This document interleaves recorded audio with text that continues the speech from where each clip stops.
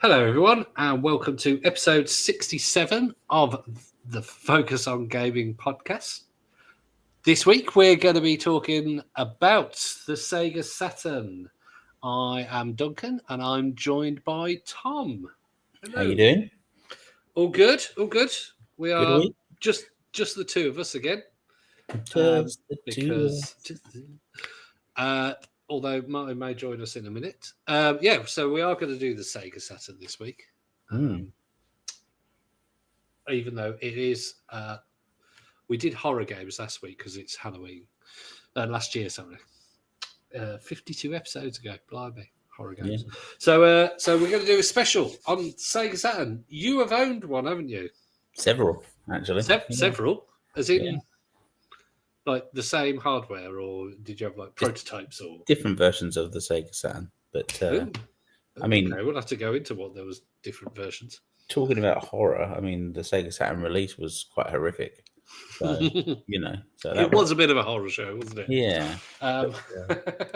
Fantastic machine, though. I mean, for a 2D machine, predominantly a 2D machine that was capable of doing 3D graphics, it was still really, really good. Yeah, if you wanted a Sega console that did the Sega CD stuff, but better, slower, but better, because it obviously went, it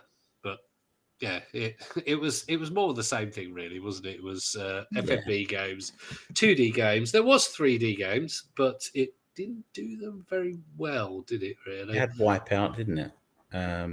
Surprisingly, did it? It did. Yeah. Oh wow. Okay. Yeah. Did it? Oh, I wonder if it ran as well as on the PS1 there. Yeah. I'll take that as a no. Yeah, it was okay. Yeah. It was okay. That's the best way of putting it. Well, it was released at the end of 1994, but it was a hurried thing, wasn't it? Because they were being outsold by Nintendo. PlayStation was coming along, and it was a bit of a panic thing, wasn't it? After the 32X debacle. And but it was still in development for a couple of years. I think it was 92 it was being developed from. So it wasn't just let's just slap some stuff, and it worked all right. There wasn't. It was just the fact that it came out. I'm again getting this from Wikipedia. In the US at $399.99 and the UK $399.99, 44,800 yen. Now, that is equivalent to £971 in the British price was last year's money. So even more, £9,000. And we're moaning about the PS5 Pro. So we've done the 2 weeks in a row, really, haven't we? We talked about expensive console releases. Now, this wasn't in the 3DO realms. Touching its butt, really, but not in that realm. I mean, the 3DO was more powerful than the Sega Saturn. So yes, and it had more arcadey games. Yeah, but this was Sega, and they had the Megadrive, which was cheaper than the SNES, I believe.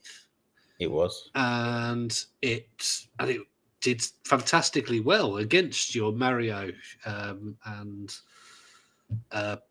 all the more powerful Super Nintendo. And it had some massive coups by getting things like Street Fighter 2 onto the hardware, and they brought out the 6-button controller, which at the time on the Mega Drive and the Genesis was like, wow, 6 buttons, excellent. We could do more with that. But then when you had the PS1 coming out with I suppose it didn't come out at launch with the dual control, but then you had the N64 with a single analog control stick, and then the Saturn came out with just basically a an updated Mega Megadrive Yeah. controller. It was It just did have the limited edition rounded 6-button arcade controller that came as a limited release on System 2, if I remember, Model 2. And it was like a circular controller, and it came with the Knights game, which was initially a game oh that was yes. released. Oh god, I'm just looking at that. Oh god. It was a great controller, honestly. Was it? I mean, Yeah. yes, it's got an analog stick, which fantastic, but It was a great controller. And when was Knights it? was Well, let me just describe this because obviously this is an audio podcast. I will actually get a picture up, but for our YouTube, it's when he says it's round, it's literally round, a circular controller with two little nipples. feet sticking out the bottom. Yeah. And then imagine it's a clock. So at 10 o'clock, there's an analog stick. At 8 o'clock, but in a bit, into the middle a bit, is a D-pad. And then over from the middle of the clock to 2 o'clock is the 6 buttons. Yeah. And that was released for Nights into Dreams game, which originally was a demo disc on the front of a magazine. And then because it was so successful and sought after, they actually made a game of it and released the game and the controller to go with it, because obviously it needed a certain type of controller to allow for the movement. And of course, that then fed into things like Fighter Megamix, Virtual Fighter, Street Fighter games, things like that. But I mean, it was a great controller. It was better than. So did the analog worked with other games? Did it? Yeah, yeah. Okay. So well, I'll put a picture up of it. It'll be on our YouTube. If you just Google limited edition Sega Saturn controller, it comes up with it. But essentially, what happened? It's going for quite a lot on eBay. You're looking at £150 to £200. Wow. And that's just the controller, I think. No, that's with the game. Mostly. Is it with the game as well? Well, yeah. But they essentially, what happened at E3 when this machine was announced, the PlayStation was announced around the same time. Well, it was just after it, wasn't it? Yeah. So they knew what was coming, and then Sega decided to launch the console early, which not only surprised retailers, the public, but it also undercut on the price to what was expected. Retailers didn't have any units. There was very few games that were going to be available on day one release, but it was to pip the PlayStation early and try and get a run on the sales. But it annoyed so many of the retailers that many of them refused to stock it. Yeah, and also there was a very famous, if you look it up on YouTube, it's a very famous press conference. Was it? I think we talked about last week that the PlayStation CEO or something like that, after they released for $399.99 the Saturn did, surprisingly in May '95, when PlayStation 1 was announced, he literally walked onto stage, just went $299 and walked off. And that's all he had to do, because everyone was like, woohoo, cheaper and better. Yeah. And it was cheaper and it was faster. Yeah. Let's look at some of the specs for the Sega Saturn. So it's a 2X Hitachi SH2 28.6 megahertz. Yeah, we looked up the PlayStation, I think it was 33 megahertz, I think. It was, so they were within the realm of each other, but there's two of them there. 2 megabytes of RAM, 1.5 megabyte of VRAM, and 512 kilobytes of sound RAM, expandable with an extended RAM cartridge that went in the back. So there was this delusion that the cartridge slot at the back would play Megadrive games, but it wouldn't. It was just for an expandable RAM slot. And I think actually Sega missed a trick, because had it been able to play Megadrive games as well, I think actually would have sold more. Yeah. But hey, well, I mean, obviously, I don't know the full techie details of the processor, and the graphics. But what I do know is that one thing that PlayStation had over it as well was the fact that it did do 3D. Like the PlayStation 1 did do 3D a lot better. Yeah. And if you look at the 3D games on the Saturn, they were very pixelated. It was. I'm just trying to find Tomb out. Raider was horrific. Yes, of course, because it came out on Saturn first, didn't it? Hang on. Just to let you know, I am here. Oh, hello, Martin. Hi, Martin. Been here for a good 5 minutes, but there hasn't really been a time to jump in. Sorry, I was looking on the webpage, so I didn't actually see you there. You were in your flow, so I was like, I'll just sit and listen. How was your food, Martin? Food was good. Yeah. Takeaway? It was, yeah. My daughter had a Halloween party, so and then she had swimming afterwards. So my partner didn't get back till a bit later on. Good excuse for takeaway. Yeah, exactly. So we're just done specs of the Saturn, and we're trying to find out the resolution. Apparently, it could do up to 704 by 480, but I don't think that a lot of the 3D games could get to that much. It was probably at most the 640 by 240. It was, yeah. I'm looking at screenshots as well, and one of the last games to be released, I think it was the last game in Europe, was actually a horror game because we're at Halloween, called Deep Fear, and yeah, to be honest, for the Saturn, it looks good, but I think even the PlayStation 1 probably would have done that game a little bit better looking. Yeah, so it's interesting because some of the graphics were better on the Sega Saturn. So I've just sent some images to Duncan for the comparison. But so the Sega Saturn could draw the faces better than the PlayStation. It was dreadful with water, but in terms of the body of Lara and other characters in the game, she's got a much more defined butt. Yeah, the Sega Saturn was better at that than the PlayStation. So it's PlayStation. The I don't know. It could just be the screenshot that I'm looking at here. I'm looking at comparison. Yeah, she's you. It is what you're seeing because you're seeing a view from behind her. You can see her butt crack on the PlayStation. You can't see it on the Saturn. I want to know what's the boobs though in some of these screenshots because they. Oh no, weird. I can't see the boobs in the screenshot. But yeah, so it looks more. Actually, yeah. I mean, some of the polygons on the screenshot that you sent me look better on the Saturn. Yeah.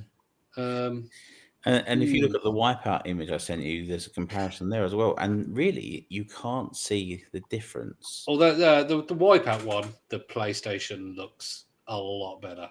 Do you think? I couldn't really tell the difference. Performance-wise, there was a massive difference. It looks. If you look at the like the fuel, the shining from the back of the ship. If you see on the Saturn, it looks. You can literally see the dots on it, whereas on the PlayStation, it looks like a shine. Yeah, I give you that. Yeah. Both compared to the Nintendo 64. I mean, the Nintendo 64 did polygons really well, and it could absolutely wiped the floor with the PlayStation 1 with the amount of polygons that it could do on screen.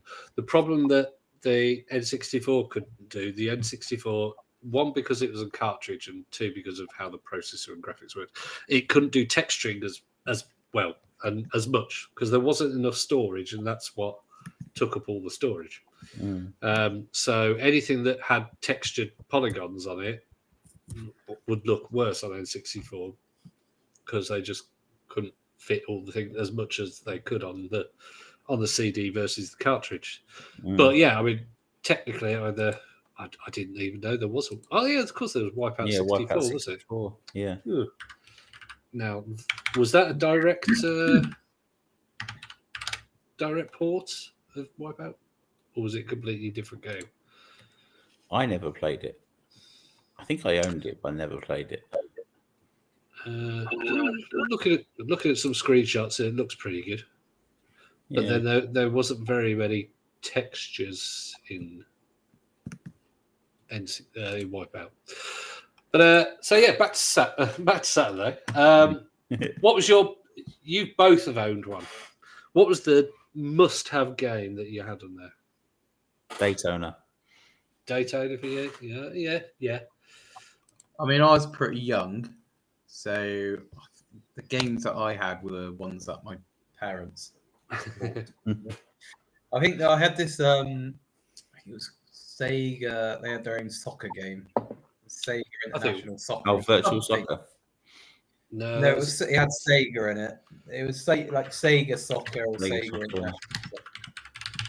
It had commentary in it. Sega Worldwide Soccer. I think it was one of the first games that had commentary in it, which was at the time was really impressive. Yeah. Oh yes, definitely. Yeah, there was Sega Worldwide Soccer, the Sega Worldwide Soccer, Olympic Soccer, Sega Worldwide Soccer 97, 98. So yeah, Sega Worldwide Soccer, I would guess. It was limited, the commentary. I remember there was like, if you shot the ball, they would just say whack and stuff like that. And so it was a nice feature to have because you had never had a game with stuff. And then also I found out a sort of I wouldn't say it was a cheat, but just a sort of a way in the game where you would always score. If you shot on a certain diagonal in the corner of the 18-yard box, it would always go in the bottom corner. So it was quite an easy. Once I found that out, it was quite an easy game in the end because it was quite difficult before that. And the other game had a loaded. Did any of you play Loader? I think. Oh yes, it was like a shooter game, wasn't it?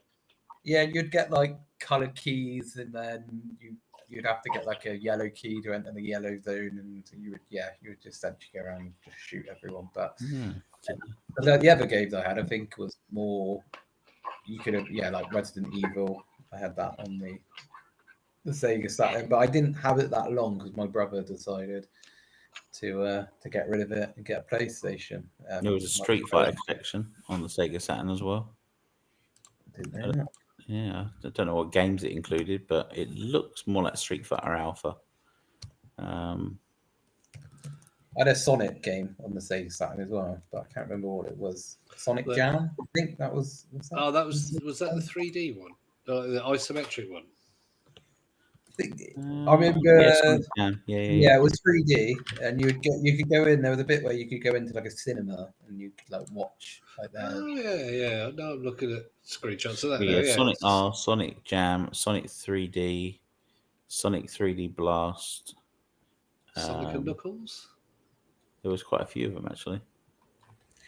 And then one of the big things that contributed to the cancellation was there was Sonic Extreme that was meant to come out on it, and there was a lot of problems with it, and it was cancelled in the end. And pretty much, I think once that was cancelled, Sonic was one of the main things people wanted a Sega console for, and in 1996 was it? It was disbanded. Lifespan was 1994 to 2000, but it was discontinued in the EU and North America in 98. The Japanese still got it. You could probably still buy brand new ones in Japan in some of those those tech areas in Tokyo. And to be honest, it was just the Japanese though that bought it. There was 5.7 million sold in Japan compared to 1.8 in the US and 1 million in Europe, and only 500,000 in the whole rest of the world.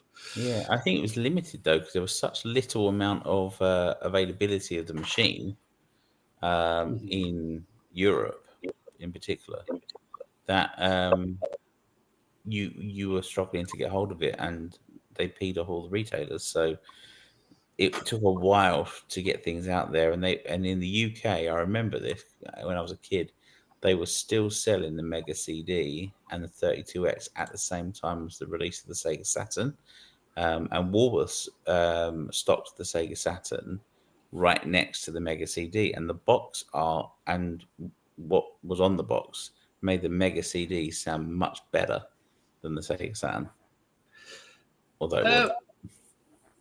Yeah, I mean, I'm just looking at some of the other games that were on it, and I mean, there was the classic Sega games. You had the Virtua games. So you had Virtua Cop, Virtua Fighter, Virtual On, Die Hard, and was it the Die Hard trilogy?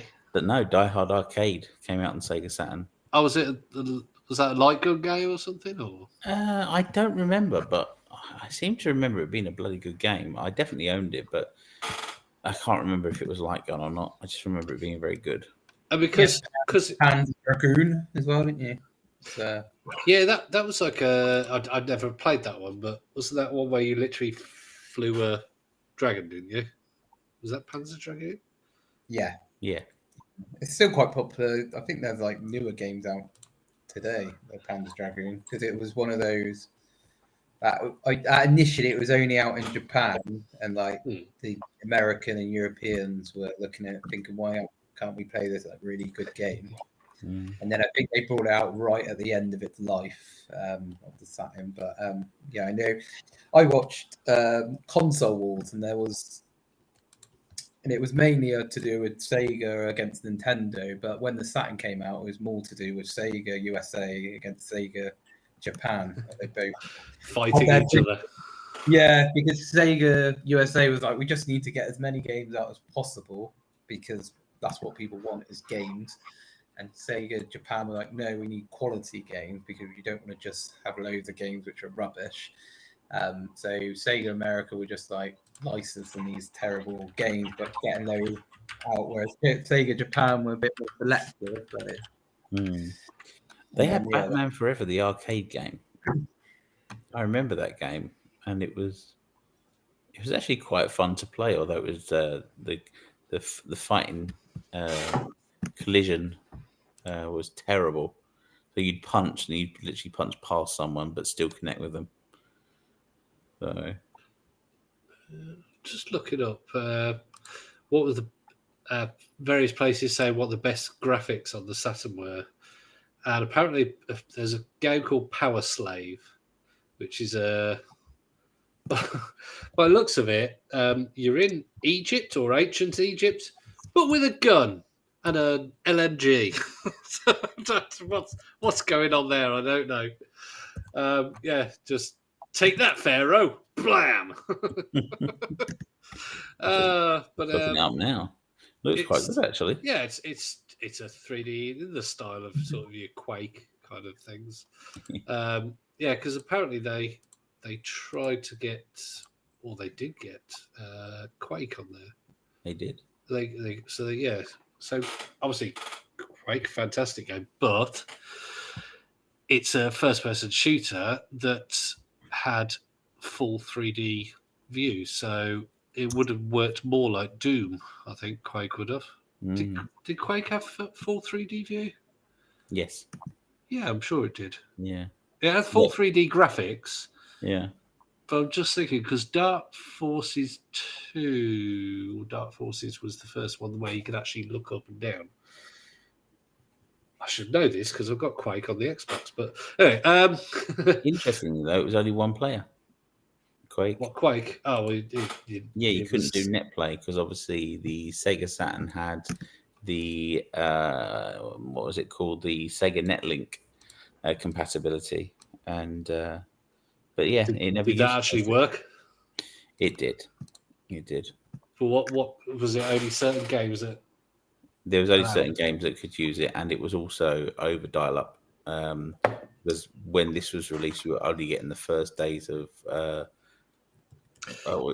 You see, I remember playing what was the first-person shooter I used to play? It was on PC, but over dial-up that worked really well. It was Return to Castle Wolfenstein, and was it GOG or whatever? Someplace recently gave it. It's free to play.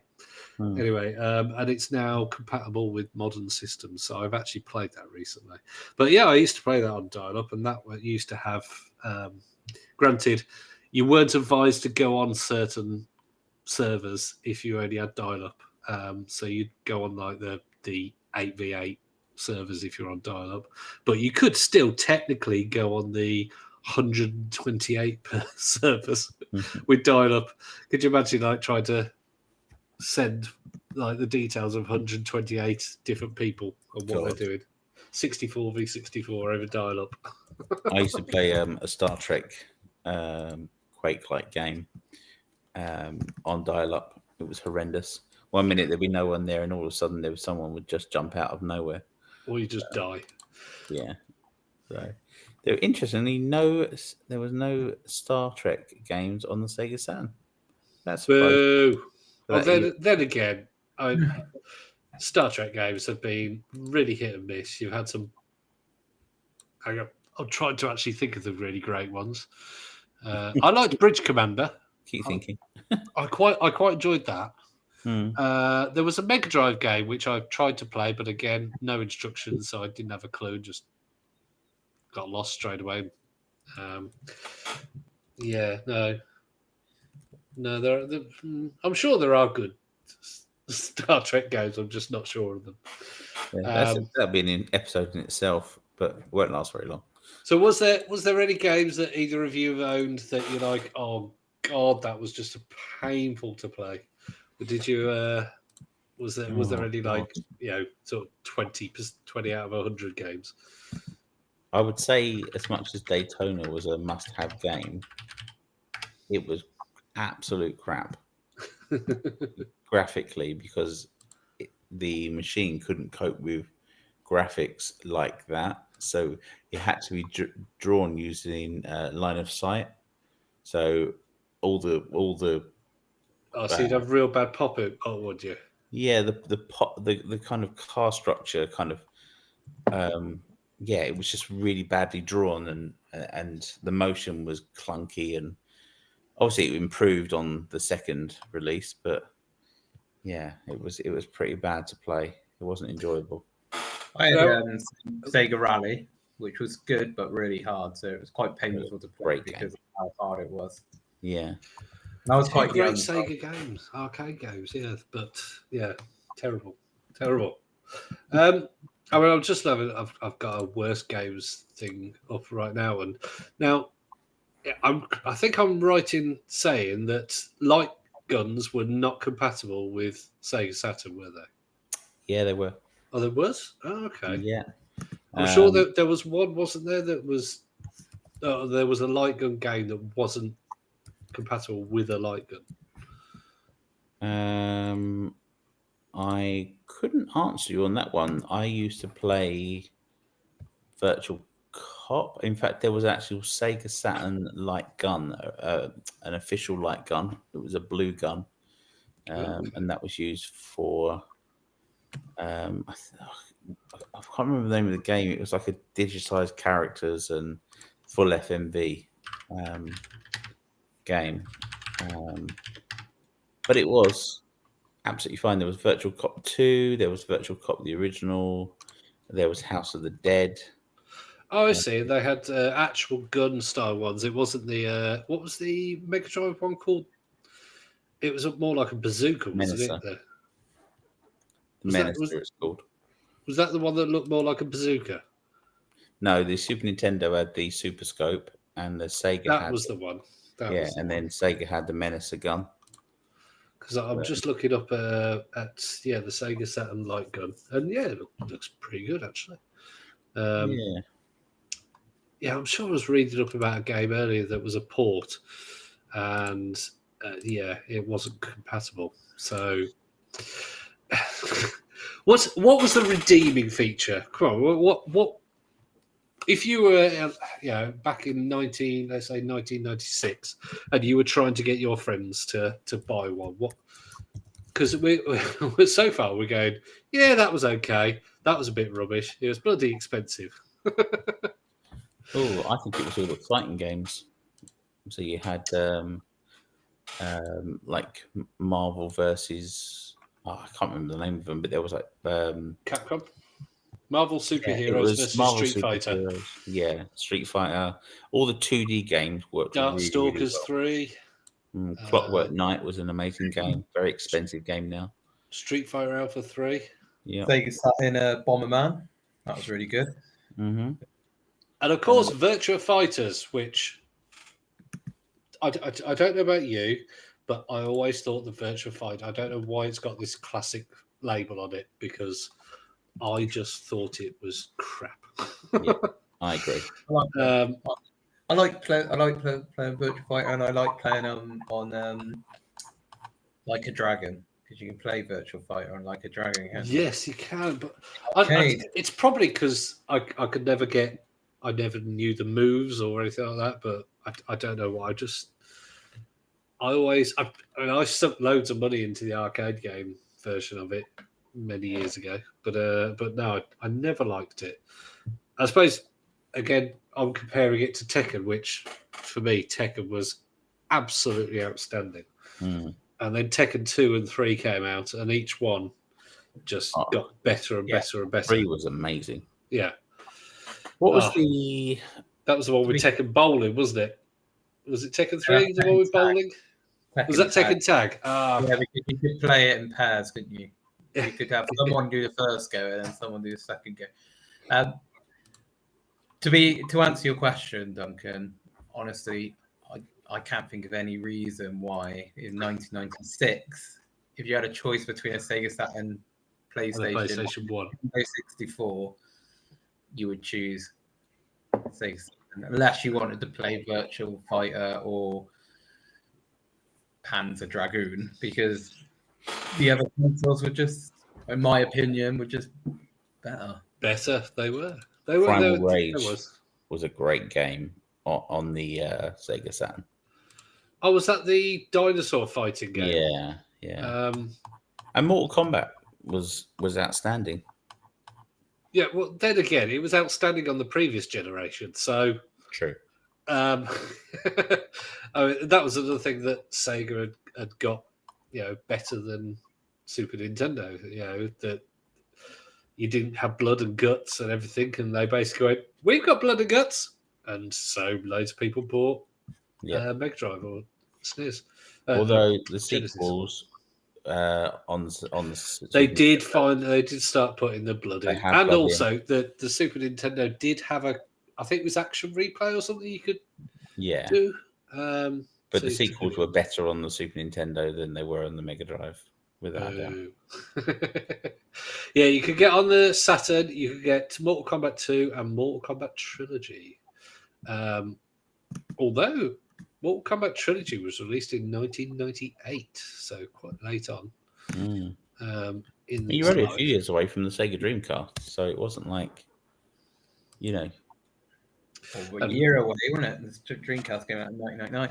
But if I can remember at school, we'd have like the kids who thought they were like cool had the PlayStation, and then the kids who were different, like have the Sega Mega Drive, the Nintendo 64. They were like, "Oh, look, we're alternative because we got the Nintendo 64." And then maybe the weird kids had the Saturn. When Christmas, you're like, "Oh, but Dad, I'm not one of the weird kids." I don't know why my brother picked that out of the free console. I think because we had a Mega Drive, so he thought, well, the natural thing is to go from Mega Drive to Saturn, and then he realised quite quickly, what have I done? Terrible mistake. Yeah, well, we've all done it. What was it? I bought the handheld Neo Geo Pocket. Was it Neo Geo Pocket Color? Neo Geo Pocket Color. Yeah, that was just a terrible purchase. Although, again, I think we talked about that, and I got it cheap. So, yeah. So, I presume if you were to buy a Sega Saturn today, it would be for the same reason as you've said already back in 1996. If you like side-on 2D beat 'em ups. It's got some great ones. Yeah. But you can probably get PlayStation 1 just as well. Also, it's very difficult to emulate the Sega Saturn, isn't it? Yeah, because of the two different CPUs. Oh, okay. So if you wanted to play Sega Saturn games on an emulator, I think there are some, but you don't get. It's not as good as, say, an emulator for the other consoles because of. I must be said, since they've gone to software only as well, they have been really good in bringing back their old stuff for reasonable prices if you want to legally own it. So you can get Sega Classics that has all sorts of things. Although I think which was one of the Yakuza games that came out recently had as well. Is it Daytona 2? Or was it one? I think it was Daytona 2. And it's the first time you've been able to play it legally for like about 15 years. Wow. So if you like all these games, again, I don't think you'd actually even buy one nowadays. I'm going to look at how much one costs. They are expensive compared to the PlayStation and Nintendo 64. I think they're just rare, aren't they? I think the PlayStation and the Nintendo 64 have aged worse than the Sega Saturn. Sega Saturn video game console and accessories pre-owned £71, £100, £140, £130, £13.50. Although that's like 10 days left, and it's untested. So a bit hit and miss if you want to get one. Although, what's this? I have looked at some, but they are more expensive than the N64 and PlayStation. So you said there's an expansion port at the back, is there? Yeah. Tom? Yeah, for memory, in it. Yeah, apparently there's quite widely available on eBay is flash carts. So I'm presuming they say they're 128 gigabyte ones. So I'm presuming that they're using the expansion port. So there you go. If you get one, it looks like you can get all the games for free on a cart. Not that we'd advise that because that's probably illegal. Unless you own every game. Yeah, I mean, if they just supply the cart, then that's perfectly legal.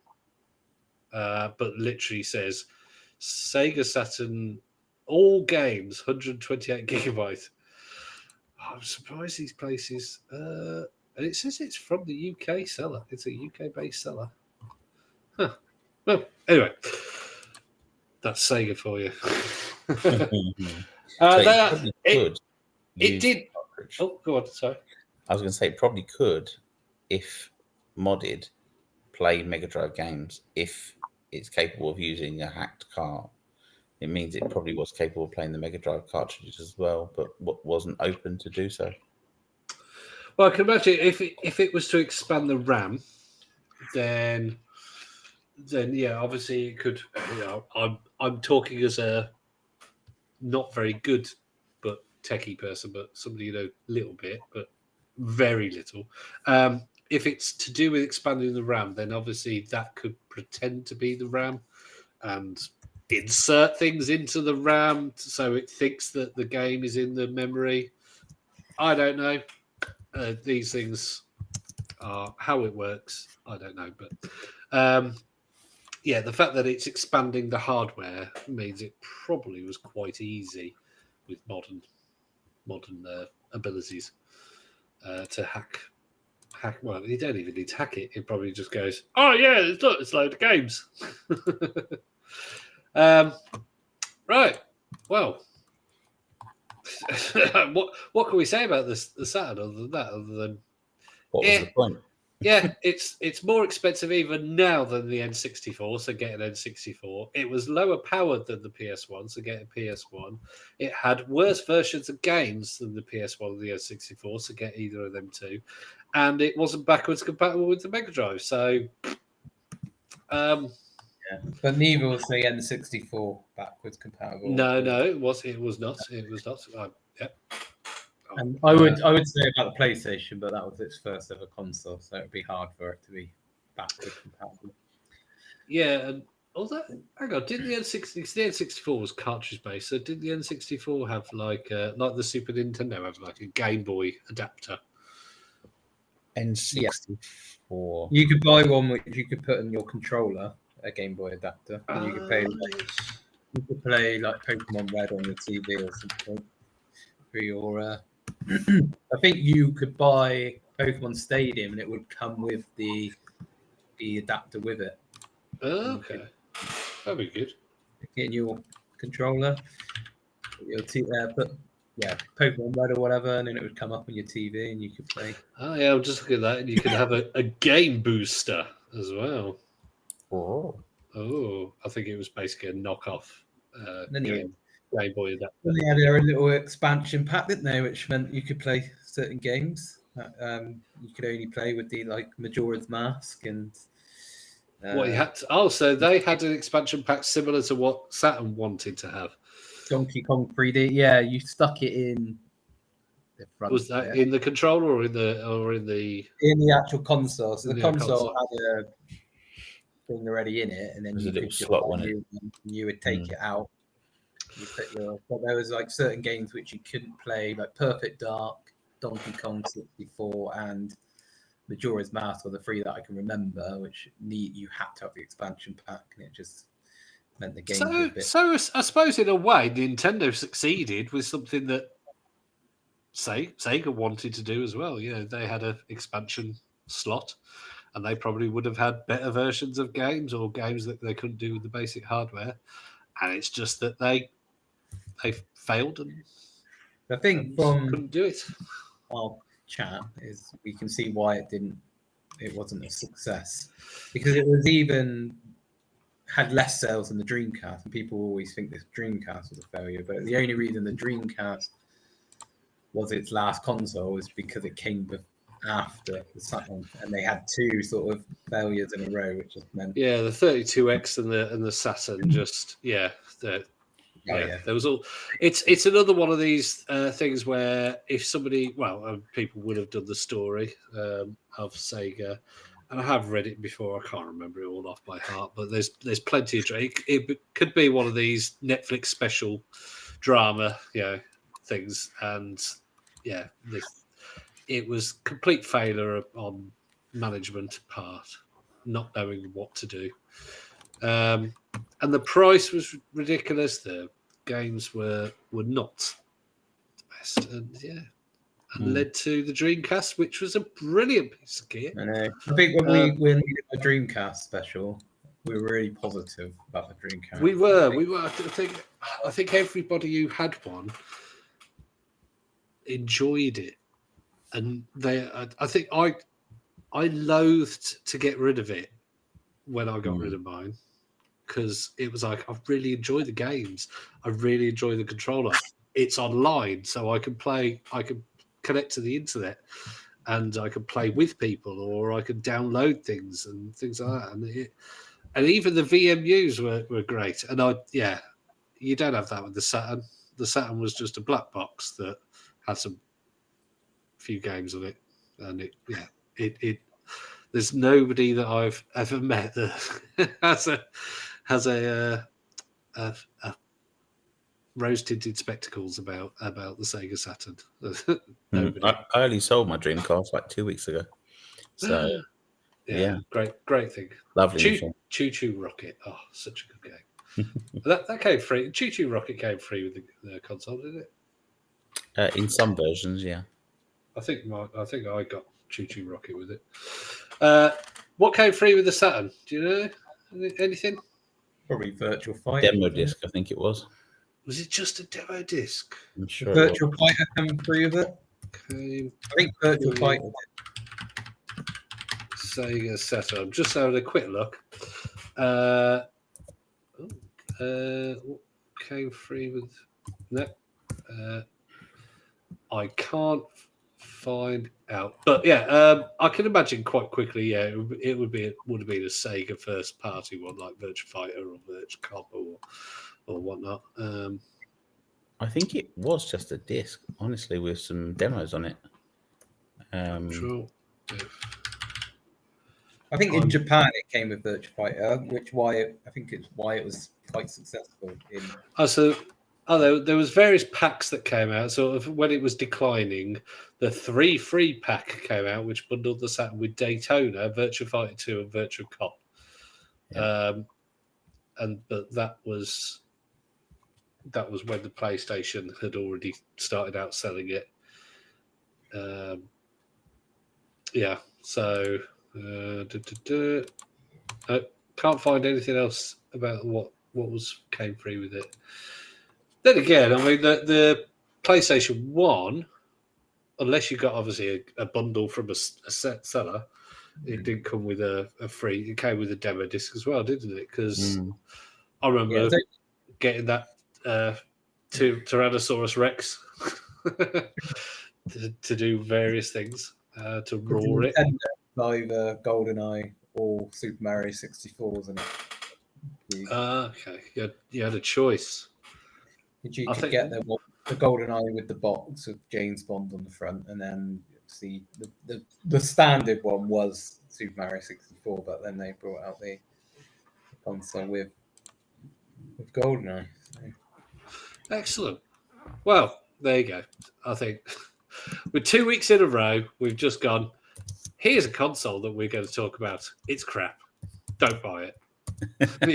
If you go back in 30 years, don't buy it. Nobody else will. It's bloody expensive and it doesn't get the support. So what are we going to pick next week then? Neo Geo Pocket? I'll break a trend. Well, hopefully, I think we are coming to the week. This is going to be released on Monday, Monday the 28th. So we're recording this before you've got the new Call of Duty. Then I looked up a load of games that were coming out this week, but yeah, there's quite a few games coming out in the next week, so we might have some modern things to talk about. And I did mention this last week, and I presume you have heard it, Martin. Your annoyance at not being able to play Call of Duty via the cloud, as of tomorrow, when we're recording this, you will be able to play Call of Duty, Modern Warfare 3, and Black Ops 6, and Warzone via Xbox Cloud Gaming. Just as you get an Xbox console. I was going to say, it doesn't matter anyway. So, it's nice. So Martin is now going to be an Xbox hardware owner, mostly because he got it free. But yeah, so welcome to the dark side. Yeah, I'm happy for those who just stream, because it means that it does mean you're getting the, I want to say, the 1 terabyte Series S. Yeah.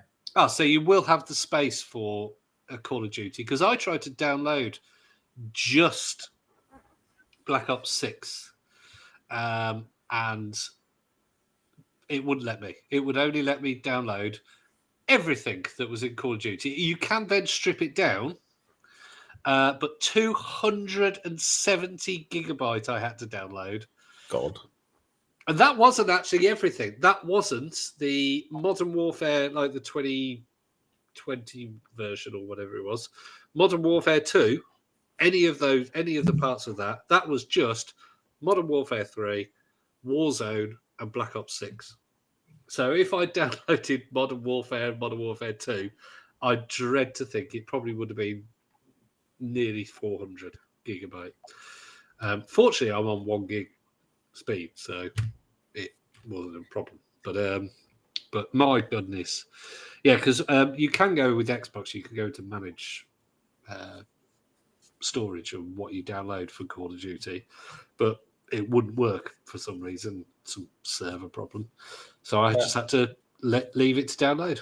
270 gigabytes. Now, so you won't have to think of it. Nice. It comes out tomorrow, and there'll probably be a day one patch of 100 gigabyte anyway. So I don't know why I'm bothered. At least I don't have to download any patches for Modern Warfare 3. And yeah, so if you want to talk about anybody been playing any horror games recently or scary games? Nope. No, just me then.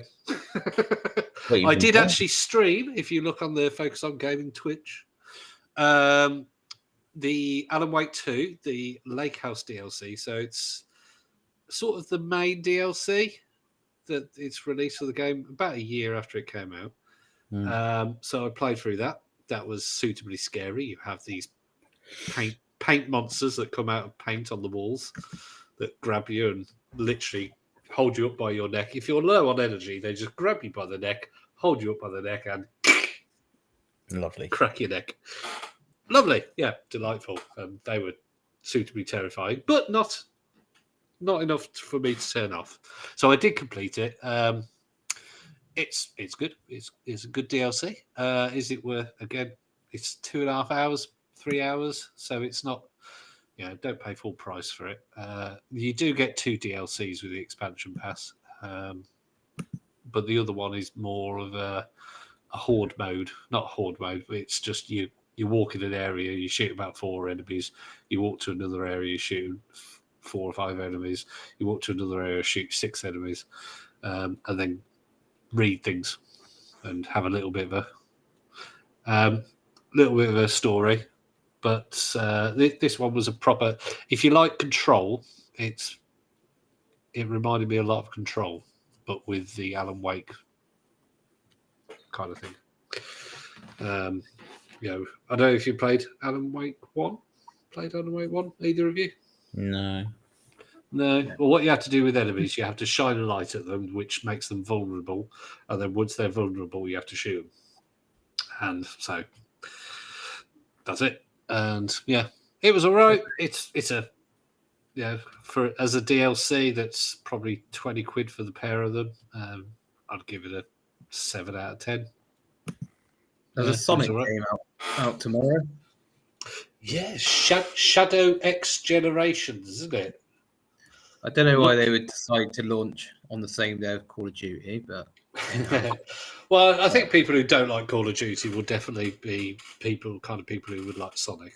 But it is a more or less a remake or a remaster with extra bits of, I think, 2013 Sonic Generations that came out on Xbox 360, PS3, and all that.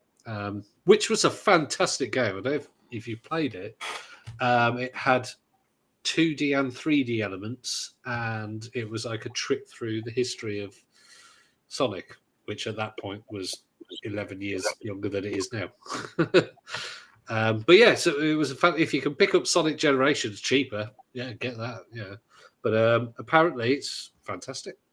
Yeah. And at the end of this month, in a week's time, the new Dragon Age is out. So a lot of people like Dragon Age. Yeah, the embargo is actually on the day that the review embargo, I've looked it up, is on the day that this podcast comes out. So we can't look at the reviews, but it's another one of these ones where if the reviews are really good, I really want it. Yeah, I played Dragon Age. No, I think we played all of them. I think the second one was the one I enjoyed the most. It was Origins. Is that the second one? Yeah, I mean the second one was there was no. Hang on, no, I'm all confused now. Which ones they are? But yeah, Dragon Age 2. That was easily the best. Dragon Age Inquisition got that was the last one, wasn't it? That got bad rap, but it wasn't that it was a bad game. It was a bit like Mass Effect 3. Mass Effect 3 wasn't a bad game. It was just not as good as 2. Yeah. And it had some issues with the ending. But I haven't liked the look of the trailer, the new Dragon Age. And it came out on the showcase. It just, I don't know. Yeah, it's got a different art style, but there has been some hands-on that have come out, and so far, there's a lot of people quite liking it. So I'm optimistic. EA are hit and miss. Well, it's BioWare. So BioWare, them of Anthem and what was the other one that they did recently? Anthem's not a great. Yeah, exactly. So they had so many good games. So many good games. And then did they do the what's it called? The one with where it's underwater. It's like based in the 60s, I would say. Oh, Bioshock. No, that wasn't. They've done Mass Effect. They've done Dragon Age, Star Wars: Knights of the Old Republic, Baldur's Gate 1 and 2. Okay, they have done some. I mean, they're an absolutely amazing company that have been really good. And then Dragon Age Inquisition and Mass Effect Andromeda, people didn't really like because they were slightly different, but they were more the same. They were still really good games. But then they brought out Anthem. And basically, I think EA went, no. We want a live service game. And they're not a live service game company. they're a epic RPG, action RPG, turn-based kind of big story company that needs probably 6 or 7 years to create a game minimum. And Anthem was not a BioWare game. So I got Dragon Age of Vanguard. Hopefully that's going to be good. 31st of October, I think. Yeah. And so it's been in development for about 6 or 7 years. And they are also developing, which we've heard nothing about it, a new Mass Effect. So there is going to be another Mass Effect game. But if it takes 6 years, that probably is another 2 or 3 years away. So, will Dragon Age come out on EA Play or? It will come out. Well, there might be a trial if you've got EA Play, but no, it won't. It won't be on EA Play probably for at least, I would say, almost 10 months or more. I would say for a big budget one like this, unless it's really poorly received. Oh, Martin's disappeared. Tom's disappeared. Yeah, so he's got bored. I think by the looks of it, he froze, so he had some connection problems. Anyway, so so hopefully, if it's well received. Well, actually, not hopefully. I do want to play a good game, but if it's well received and it sells really well, it'll be longer till it's on EA Play. If it's really poorly received, we'll probably get it another one in maybe, I don't know, 6 to 8 months. And he's back.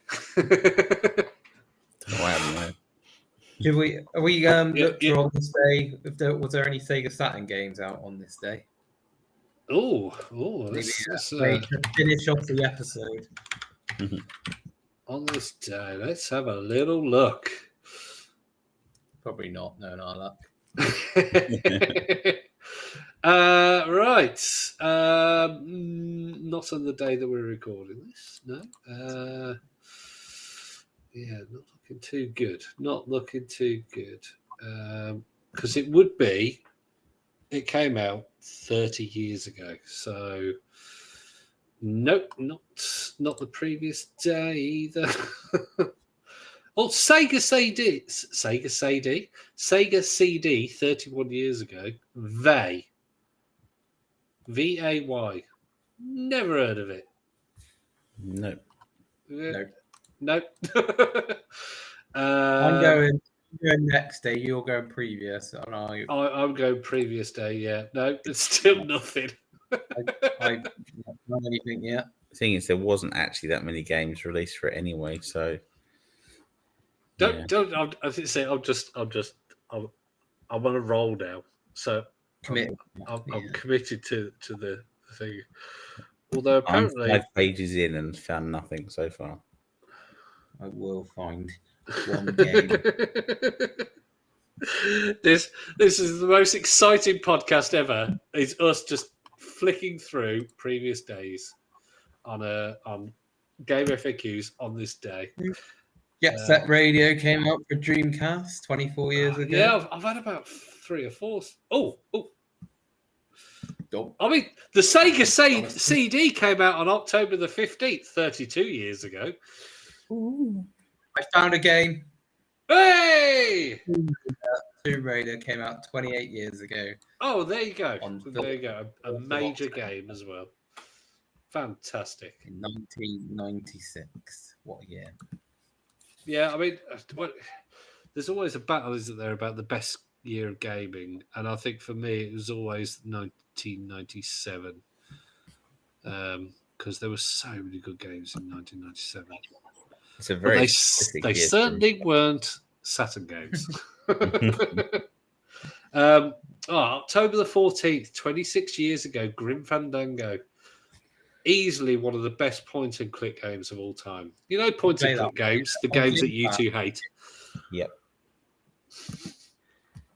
See, listeners, we've had a little thick discussion about having subjects. And one subject I'd love to talk about is point-and-click games. But these two never played any of them.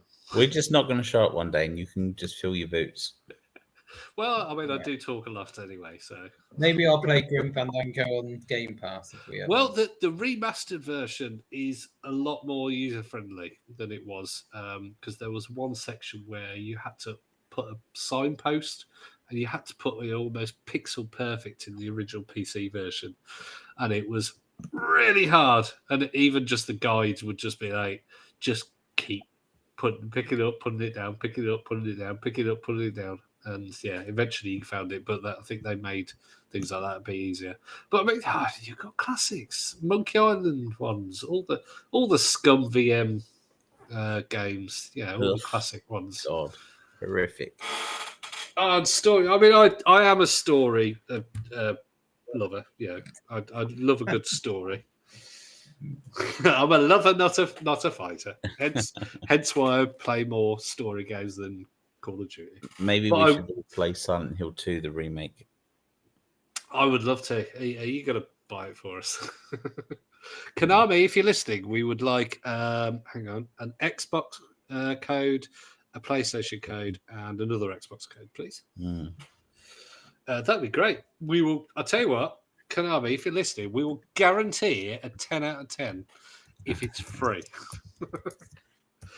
No, we do have morals, but apparently it is absolutely excellent.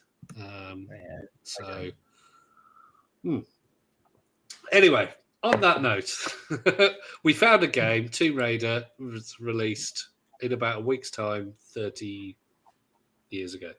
No, 28 years ago. I'm still looking for other games, and I'm in November the 8th.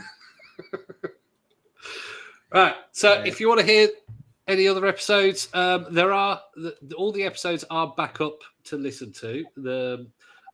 I am still having to upload new episodes to a different place because you can't upload anything to archive.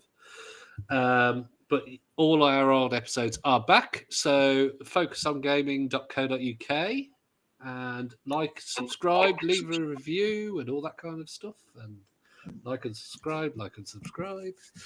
And thank you, Tom. Thank you, Martin. Thank you, Duncan. And on that note, goodbye. Bye.